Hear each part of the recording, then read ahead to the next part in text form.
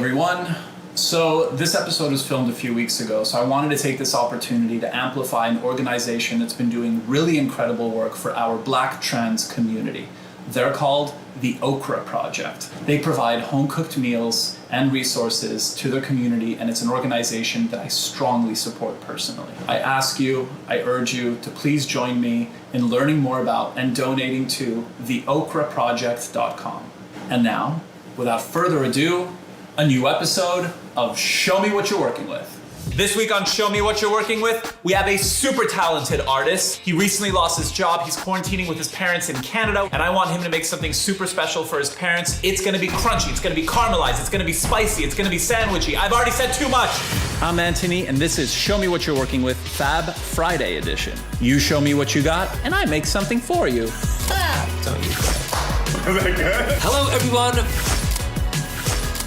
Let's do it. I'm very jacked up on coffee right now. Hi, John.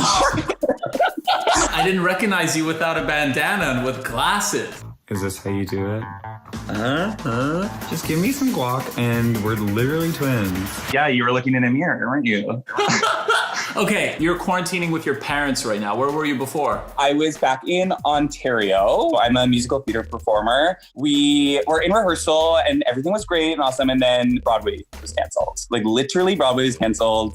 I didn't really have any money coming in. And my parents invited me to come back home and stay with them and, you know, to keep their little baby safe. Mom and Dad. Yeah, we always do. It all started. Who does the cooking in your house? For the most part, my mom. I would say like 95%. Maybe it's like nice to like maybe move that to 90% and make it 10% yours since you have extra time and show your lucky mom and a little bit of thanks. So let's make them something. Let's do it. I feel like I'm on MTV Cribs. We've got blueberries, fun angel hair pasta. Apparently, we're obsessed with mushrooms. What's above the mushrooms? They're chicken breasts. We've got some juices, some peri-peri. I love my peri-peri. And my parents are South African, so they grew up with Nando's and they just like love it and have passed that on to us and we love it. What if we made a classic like Nando's style chicken sandwich? Oh my God, I'd love to. That sounds perfect. Awesome. Something fun, yeah. Go Canada. Vive Canada. It was nice meeting you. Bye. All right. We're gonna make the best damn chicken sandwich ever, and that's a Nando's peri chicken sandwich. Let's do this. Okay, so the ingredients we'll be needing today: a fresh pineapple, some beautiful, big, fat, juicy tomatoes, a bit of mayonnaise, lemon zest, brioche buns, but you can use ciabatta, baguette, potato buns, whatever you got is fine. A bit of salt, fresh arugula, but you can use iceberg, romaine, literally whatever you have laying around.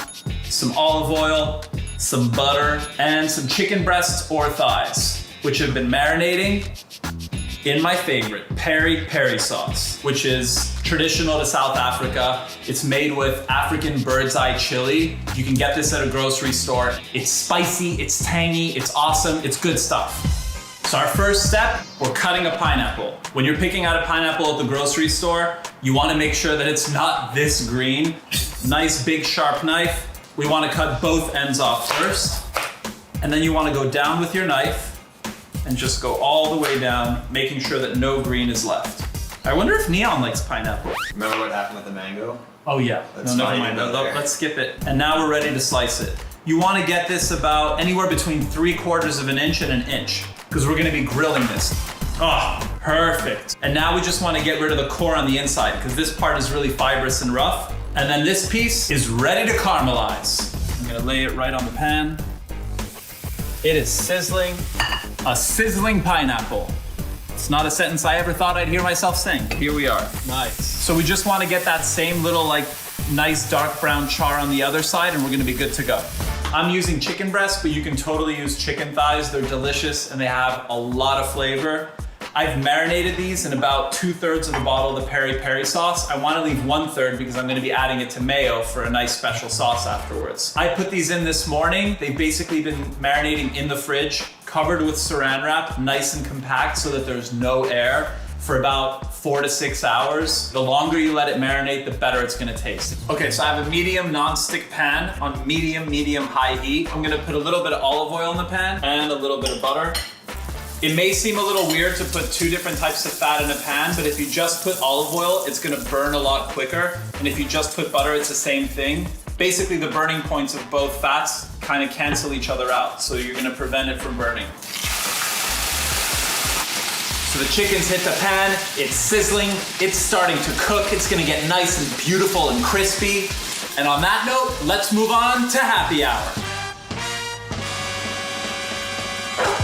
Welcome to happy hour. So we're all learning a lot about our families, our roommates, our significant others in quarantine. So I thought I'd do 5 facts I've learned about Antoni during our government mandated time together. And to help me out, I've enlisted this week's guest, Josh. Nice. He doesn't require post-dinner snacks. After dinner, he's literally just done eating, which is something I can't relate to because I need a pint of Halo Top to fall asleep. That's very true. It's called intermittent fasting. It's a thing that exists. You're good at it. You are. It's impressive. He always runs with a hat on, and you might be thinking a hat to block the sun makes perfect sense, but he wears it backwards, so I really haven't cracked why it's on in the first place. Look how much hair I have. Oh. Is this what you want? See ya. He genuinely enjoys cooking and cleaning. He says that he finds it calming, which is perfect because I find both of those activities anxiety-inducing. But you know what? You're a good taste tester. I am good at that. You have strong opinions. The voice that he uses to talk to food is the same voice that he uses to talk to Neon. Who's the best carrot in the world? You're the best carrot in the world. Who's the best dog in the world? You want some carrots, Neon? There you go. Good girl. Good girl. I didn't know that. You definitely do. That's how I talk to the little things that I love, I guess. Well, I talk to you that way too, don't I? No, the voice I get is actually different, which is making me question everything. Next!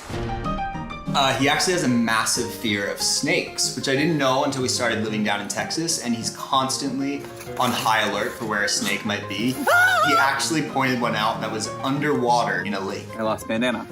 Apparently it was a cottonmouth, and those are extremely venomous. But the good news is he alerted the entire lake about there being a snake there, so everyone was safe. That's very true. We've come to the end of our little show. Thanks to Kevin for the facts now we all know. He runs with a hat and really hates snakes. Finds peace in scrubbing dishes and takes large meal breaks. It's called intermittent fasting and it's a thing. Wow. Thank you, Josh. And on that note, back to the kitchen. So I'm gonna flip our birds, nice and caramelized and brown and crispy. Perfect. Okay, here's a little pro tip. When you're cooking a chicken breast, if you wanna know if it's fully cooked through or not, it needs to be in between touching your thumb with your middle finger and your ring finger. And if you touch this part of your hand right over here, that's how firm it should be. When you touch your index, that's too soft. That means it's probably still a little rare on the inside. Come look at this. See how beautiful, nice and crispy that is? Glazed with that peri-peri. This is gonna be an awesome chicken sandwich. So our last step before we start assembly, we wanna toast our buns.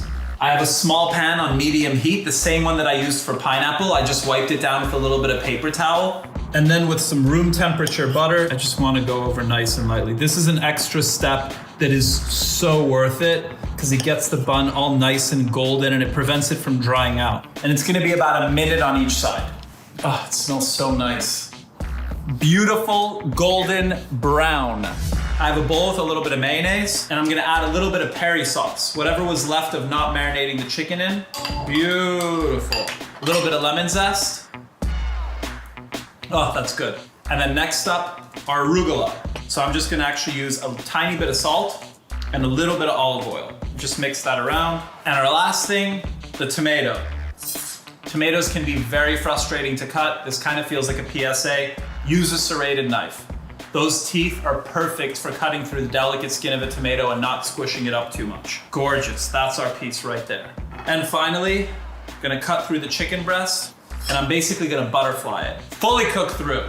All right, so we're ready to assemble our sandwich. So we take our bottom bun and we wanna put a bunch of that peri mayo on. Then we put our grilled caramelized pineapple slice right on top. Okay, let's have a moment. This pineapple is exactly the size of the bun. How great is that? Then we have our chicken slices, a little bit of peppery arugula that we tossed in olive oil and salt. And then we anchor it with a beautiful slice of our heirloom tomato. And finally, the top bun. Put even more peri mayo on there. Does that look freaking delicious? It looks really, really good. My triceps are about to give out from this camera view, but we've got it. It's worth it. Worth it. Okay, I'm ready for a bite.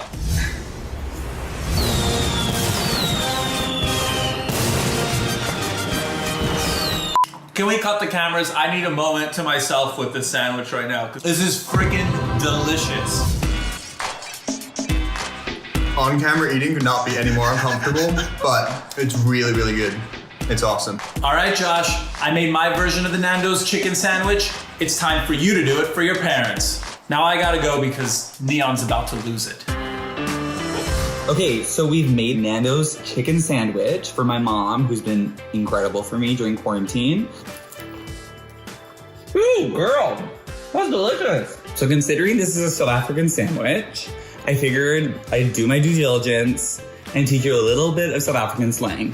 So in South Africa, if somebody really likes something, if something's like super tasty, they're probably gonna say this is baie lekker. Mom, do you concur? Just baie lekker, Antoni. Thank you for teaching Josh the recipe. Nando's chicken's one of our favorites, and now we've got a new one. Thanks again for the amazing meal. My mom loved it. I loved it. You know, if you ever need a stunt double, you know where to find me. So I hope you guys are doing well, and we'll get through this. See everybody on the other side of it.